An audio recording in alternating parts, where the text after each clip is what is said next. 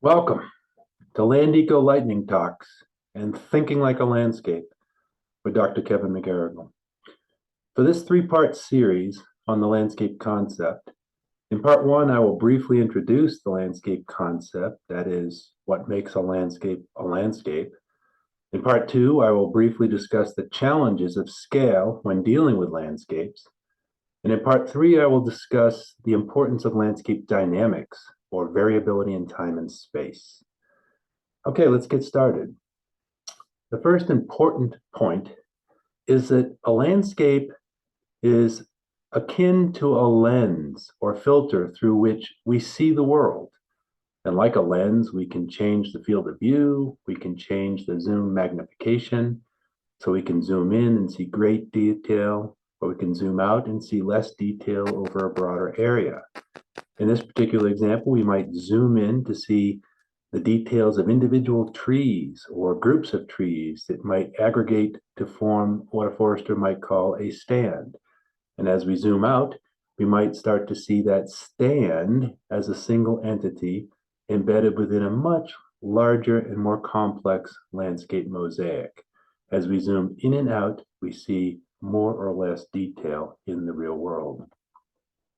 The second important point is that a landscape is really a human construct of both pattern and process.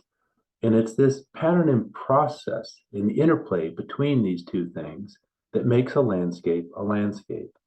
Patterns could be, for example, the distribution of resources, and processes could be, for example, dispersal or disturbance. Patterns affect processes, and processes create patterns.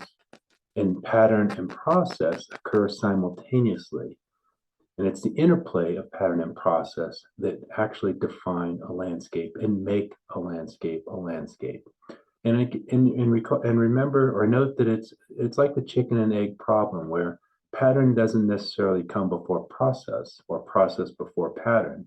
These things occur simultaneously. The important point here is that pattern and process are what make a landscape a landscape. And because there are many patterns and processes that are of potential interest, landscapes can vary markedly in their structure or pattern and their function or process due to both the natural and anthropogenic factors.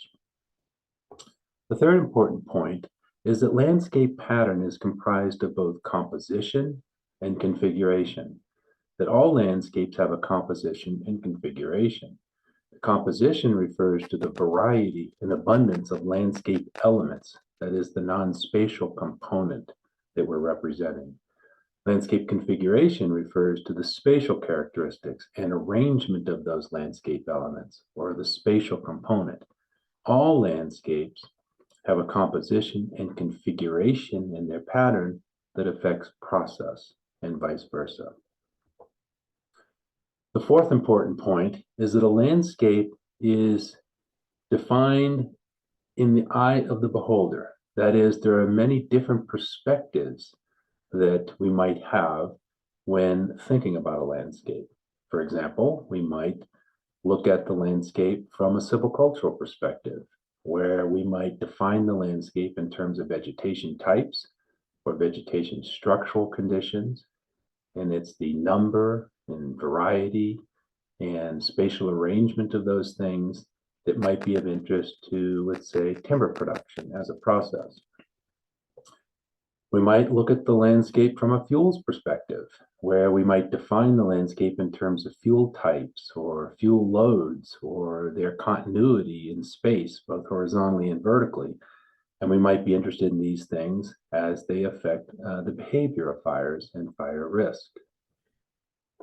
We might be looking at the landscape from a hydrological perspective, where we might define the landscape in terms of the land-water interaction zones or the riparian zones in terms of their distribution.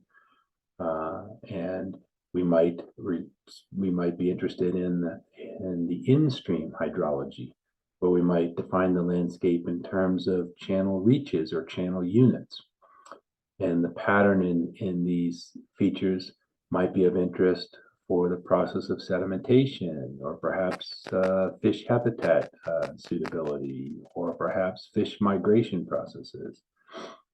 We might look at the landscape from a recreational perspective, where we might define the landscape in terms of recreational use areas such as trails, trailheads, boat launches, campgrounds.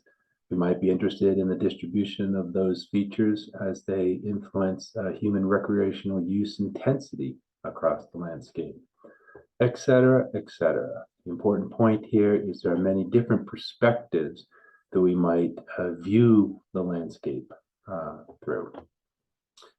And ultimately, this is critical because the landscape is not a real entity per se. As I've said, the landscape is a human construct, and it's a construct in pattern and process seen through a particular perspective. So if we look at the real world, it itself is not a landscape. It is a real world, and the landscape becomes a landscape when we define it from a particular perspective and with the focus on a particular pattern and process seen through a particular lens. This leads us to the important implications of the landscape concept, and that is that these patterns and processes are important because ecosystem functions and the services that we depend upon the interplay of pattern and process. And this can be illustrated with numerous examples. I have three here. First, habitat fragmentation, where it is the loss and fragmentation or breaking up of habitat for a focal species that influences the suitability of that landscape to support that focal species and thus its ability to persist over time. Fire effects, where the types of fuels, their loads, and their continuities, and the interaction of this fuel landscape with the physical landscape and the overarching climate and local weather conditions all influence the behavior of fire and fire effects, such as fire severity and fire risk. And in the third example here, where the size and the shape and the location of openings in the forest caused by either natural disturbances or human activities can influence the process of natural tree regeneration. These three examples and many others like these all illustrate how the functions and services of the ecosystem depend upon the interplay between pattern and process. Therefore, what we do matters, where we do things matters, and when we do things matters. And this is illustrated with the example on the right, which is based on a study we conducted in central Massachusetts, where we looked at the effect of forest cutting practices on the dynamics of a marbled salamander metapopulation. Specifically, we're interested in how different types of cuts from low to high intensity and spatial arrangements of those different types of cuts and timings of those cuts over the course of the year all influence the dynamics of the marbled salamander metapopulation and thus its ability to persist over time. And what we learned in this example was that what we did mattered, the type of cutting mattered, where we did those types of cuts had a very strong influence, and also when we did the cutting mattered over the course of the year.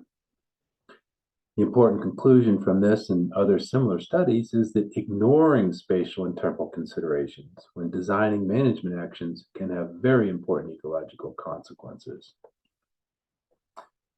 The take-home message from today's presentation is that a landscape is nothing more than a human construct of pattern comprised of both composition and configuration and process as seen through the eye of the beholder, which leads us to the first axiom of landscape ecology, that ecological patterns in both space and time affect ecological processes and vice versa. Well, this is Dr. Kevin McGarrigle signing off from this episode of LandEco Lightning Talks. I hope this talk has been helpful and hope you join me for my next lightning talk. In the meantime, keep on thinking like a landscape.